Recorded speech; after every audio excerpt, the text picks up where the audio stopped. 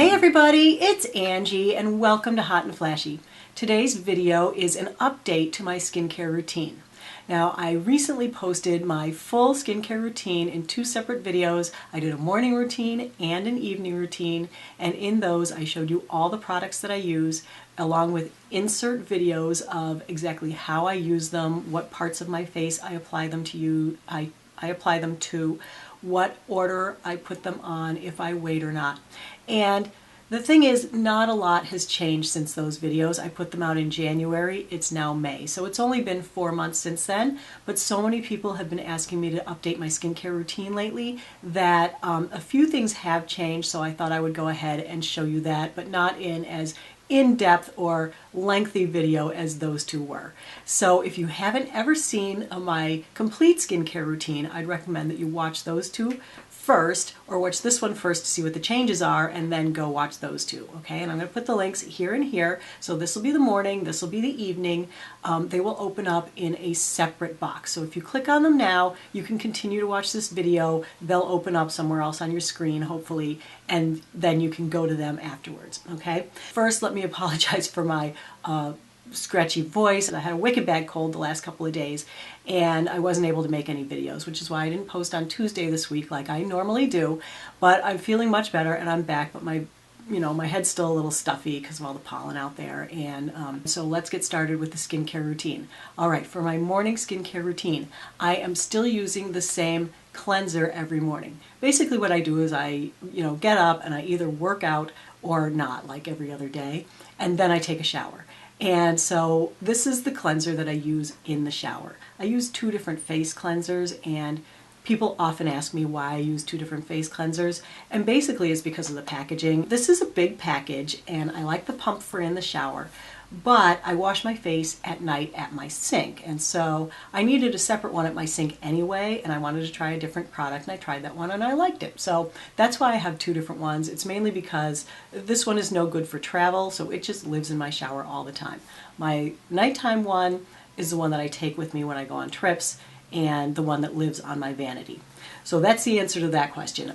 This is just a really nice detergent-free, moisturizing cleanser for the skin. It is pH balanced, it is all moisture, and it doesn't do anything to strip the moisture barrier, which is why I use it and love it. I don't use anything with detergents on my skin.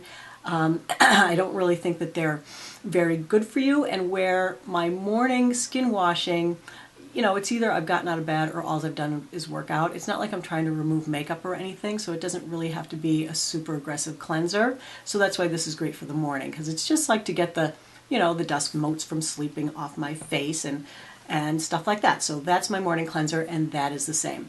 Then right after that, I get out of the shower, I pat my face off, and I always apply my Timeless 20% CE ferulic acid serum.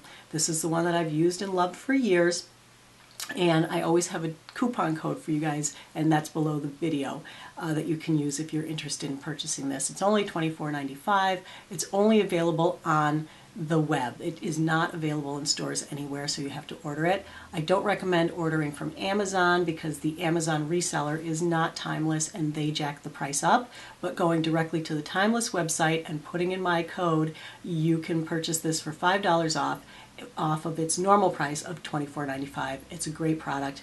It is pretty much almost the exact same ingredients as the SkinCeuticals CE ferulic, but for $130 less. And who doesn't love that? So quite a few people have written in to ask me about if it comes in and it's kind of milky and cloudy, is it still okay to use?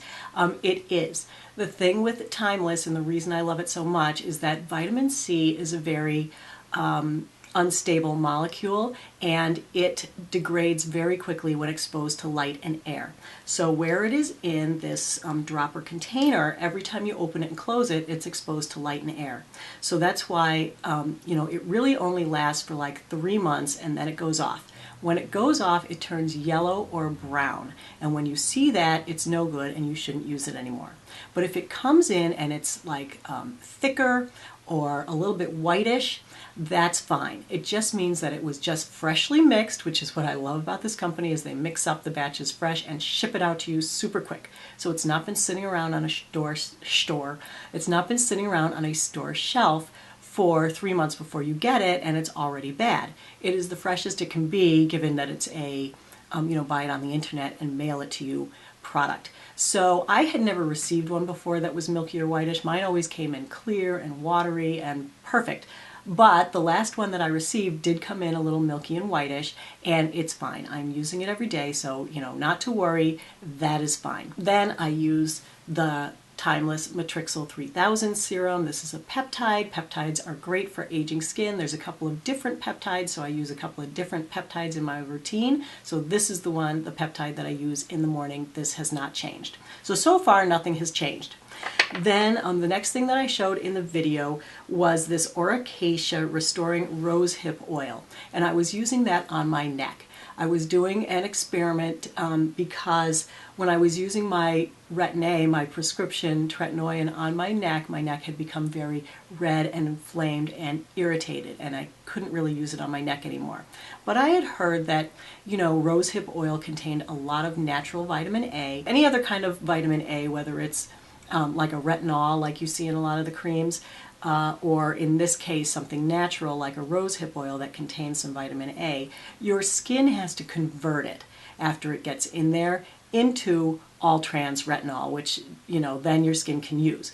So the question is, how much of that conversion is actually going on and how long does it take to show results? Based on the fact that I used my prescription strength Tretinoin for 6 to 9 months before I saw really any results, I wouldn't expect to see results, if any, with this for years. If you're looking for something all natural and you don't mind taking forever to, kind of help do what it's supposed to do, then it's a fine product. I didn't love using it, and this is one of the main things in the morning that has changed, is that I've stopped using the Acacia. And so basically what I'm doing is I just put all the other actives on my neck. So I put my vitamin C serum on my neck. I put my Matrixyl serum on my neck and my chest and the backs of my hands. That goes without saying for everything that I use. And then the next product that I use always in the morning is my CeraVe PM Facial Moisturizing Lotion. So I do like 2 or 3 squirts of this, face, neck, chest, backs of hands every day. Then I let all that kind of sink in for a few minutes while I do something else, put on, moisturize from the neck down.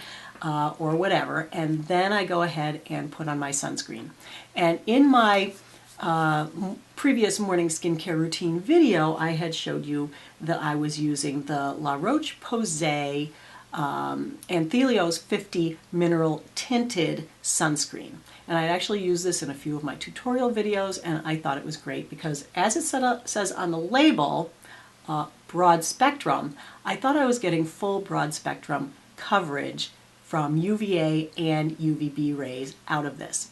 And when I was doing my best and worst testing video on all mineral sunscreens, which this is, what I learned is that sunscreens that contain only titanium dioxide, which this does, and no other screening ingredients, don't really cover for the full spectrum of UVA rays. All right, it does cover for UVB, and it does cover about a little under half of the UVA spectrum. But that leaves the other, over 50% of the UVA spectrum that is, I have no coverage for. So I have stopped using this, and I don't recommend this product anymore. There is a sister product to this that is not tinted, that does contain titanium dioxide and zinc oxide. And that one does provide full broad spectrum, real broad spectrum UVA and UVB coverage. And that one I do recommend. So if you're looking for an Anthelios product, don't use the tinted one, use the untinted one. It's called Mineral 50. But since then, as I just mentioned, I did do my best and worst testing mineral sunscreens video. And so now the winner of that one for me was the Exuberance Sheer Daily Protector. So this is the sunscreen that I'm using now. And this is a full broad spectrum SPF 50 PA+++. And what the PA+++ is it's a measure of UVA protection. So the SPF is a measure of UVB protection only. And here in the United States, we don't really have a standardized measurement for UVA protection. Broad spectrum is supposed to cover it, but there are gaps here and there where, you know, it doesn't fully explain what's going on in your sunscreen. So PA+++ is more of a European or more of a Asian standard for sunscreens, and so the PA is for UVA, and then the number of pluses is how much coverage you're getting. So there can be 1+, 2+, 3 pluses, or I think it goes up to 4 pluses. So this one has all 4 pluses, so I feel like this is giving me the full coverage. I use this every single day, and I coat all the way up to my hairline. You can't let the edges of your face be exposed because you can still get skin cancer even there. And of course, wrinkles. And I use it on my neck. This is a little too expensive to be using on my chest and the back of my hands, and so I have a different sunscreen that I'm just trying to use up that I use for that.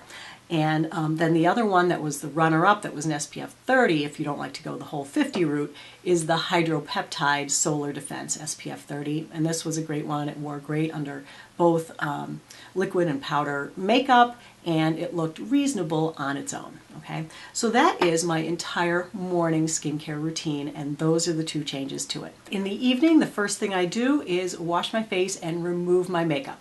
I start by using the Kirkland Daily Facial Towelettes. These are great. I really like them. I get them at Costco, and I wipe all the makeup off. Then I wash my face with Eucerin Redness Relief Soothing Cleanser. So this is the one that I keep on my vanity and that I take with me when I travel because it's a convenient size for that. And, you know, I think that this probably removes makeup a little bit better than my morning CeraVe wash. This is also detergent free and very moisturizing, and it's also very soothing. Then when I'm finished washing my face, just to make sure everything is super clean, I use my Thayer's alcohol-free cucumber witch hazel toner.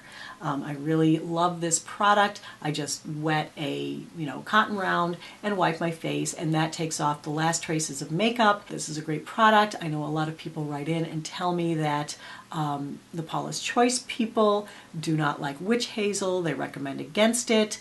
I have not seen the same research that they are talking about. Everything that I see says that witch hazel is good for your skin and is a quality product, and that the only problem with it is that it usually comes with a high alcohol content because alcohol is used actually in the process to remove the witch hazel from the plant. Okay, and that's why I chose an alcohol-free witch hazel, because I don't like to use alcohol in any of my products, and so being able to find one that was alcohol-free was great. But in general, witch hazel is very healing and soothing to the skin. The other time that I use that, a lot of people have also asked me, why don't I use it in the morning? And it's mainly because my face isn't really that dirty in the morning, and I just use the one cleanser to wash it. I do on occasion use it in the morning. I work out at home, and usually after I'm finished with like the aerobic and weightlifting phase of my workout, and we're just doing like the cool down and the sit-ups and stuff, if I'm like feeling really sweaty and gross and hot, my face is all red, I will run into the bathroom and wipe my face with this toner, and it feels really like cooling and nice, and then I go down to the floor and do my cool down and my sit-ups, so that helps a lot. So I do on occasion, like every other day, use it in the morning, but not every single day. So then after that, I don't wait, I put on my prescription Tretinoin cream. And in the last video, I was using this 0.05% generic Tretinoin cream every single night. And I mentioned in that video that I was going to try to bump up to the 0.1%, which I have gotten a prescription. This one I picked up in Mexico when I was there on vacation last year. And this one I asked my dermatologist for a prescription for, and she provided it. So I have been bumping up from this one to this one by doing what I usually do, which is just using this one night a week for the first couple of weeks, then 2 nights a week for a couple of weeks. I'm up now to 3 nights a week with this and 4 nights a week with this. But it is twice as strong, and it can cause quite a lot of irritation, which is why a lot of people give up on using a prescription tretinoin or retinoid product. In order for your skin to look and feel healthy, you need to apply your anti-aging actives in a way that's not irritating and inflaming your skin, because that is undoing all the good that you're trying to do with this stuff. So taking it slow is fine. It takes months to see a difference, but I have seen positive changes to my skin using this prescription strength product, and I think you guys have seen it too, because everyone's been asking me lately, what's your secret? What are you doing? And you know, I don't keep any secrets from you guys. I show you everything that I'm doing, whether it's, you know, getting Botox or getting filler or my skincare routine. But that's all I'm doing. I'm not doing anything behind your back. I haven't had any secret surgeries. I haven't had any secret fat transfers or even a chemical peel. I haven't done any of that stuff. And when I do it, or if I do it, I will certainly be making a video about it to show you guys what the results are, because that's what my channel's about. My channel is about my journey, my anti-aging journey, and sharing what I'm doing with you guys. So now that I'm up to every 3 nights with this, I'm hoping that over the next couple of months I'll be able to get up to every night with this one, and then I'll be finished with this one, hopefully. All right, so then the next product that I showed in my nighttime skincare routine was prescription hydroquinone, which is a 4% topical. What this is used for is to fade discolorations. It inhibits the growth or the formation of melanin in your skin. I am not using this anymore. I found that after 6 months of using it, there was no difference in the discolorations on my skin. I was willing to wait 9 months to a year to see differences with this, but this has been proven to be safe and effective, right? This, not so much. There's a big question mark hanging over hydroquinone and whether or not it is truly safe. And until there's more testing done on it that shows, conclusively that it is safe to use, I decided that it wasn't really doing enough for me to be putting it on every night, and that I'm going to stop using it. You can make up your mind about it as you choose, of course, but I just wanted to let you know that I am not using that anymore. Then the next thing that I was using is also out. I was using these Peter Thomas Roth Unwrinkle peel pads, and what I liked about this is that it was a 20% complex of alpha, beta, and gamma exfoliants and amino acids. I was big into glycolic acid a couple of years ago, but I found that I couldn't really use glycolic acid along with vitamin C and tretinoin because it made my skin extra sensitive, red all the time, really irritated, and contributed to my breakouts. I kind of missed having something like that in my routine, so I picked this up as an impulse purchase in the checkout line at Ulta, and I thought I would use this once a week. But it turns out it wasn't really doing much. It wasn't hurting, it wasn't harming, it didn't make me break out, it didn't really make my skin exfoliate that much. Thing is, with acid products like glycolic and alpha hydroxy acid products, it's almost more important what pH they're formulated at than how much acid it is in there. So you could make a 3% product that's formulated at a certain pH range that will burn your skin right off. Or you can make a 20% product that's formulated at, a high pH range, like a 6, which is what this is, that is basically like water. It's not doing anything. And this I learned on the Beautypedia site, Paula's Choice, so I'm not using that. I have not really replaced it with anything. I am on the fence about glycolic acid with my skin because my skin is sensitive. So that after that, again, I was using the Acacia on my neck, which I already explained to you why I stopped doing that. I actually have switched over to the Neutrogena Rapid Wrinkle Repair Moisturizer Night, and I have been using that on my neck at night. And, I can't say that I'm seeing any difference with this either. Then the last 2 things that I use every night have not changed for years, and that is my Olay Regenerist Micro-Sculpting Serum. This is the fragrance-free, and my Olay Regenerist Micro-Sculpting Cream, also fragrance-free. And, I love these 2. This is has a different peptide from my morning peptide, and it also contains hyaluronic acid. I love that. And then this has a lot of niacinamide. So does this. And I'm big into niacinamide. And the last thing that I do is I use this chapstick, what is it called? Hydration lock, and I use this end, slather up my lips, and then I cover that with good old Aquaphor Original Healing Ointment. I take a tiny little dab of that, put that on my lips, and then I go to bed, and my lips stay nice and moisturized all night. So that is my entire skincare routine in a nutshell with the changes that I've made since January. If you had any other questions about my skincare routine, of course, I'm always happy to answer them. So please feel free to leave a comment below the video. So as always, everybody, thanks so much for watching. I really appreciate your time, and I will see you next time. Take care. Bye-bye.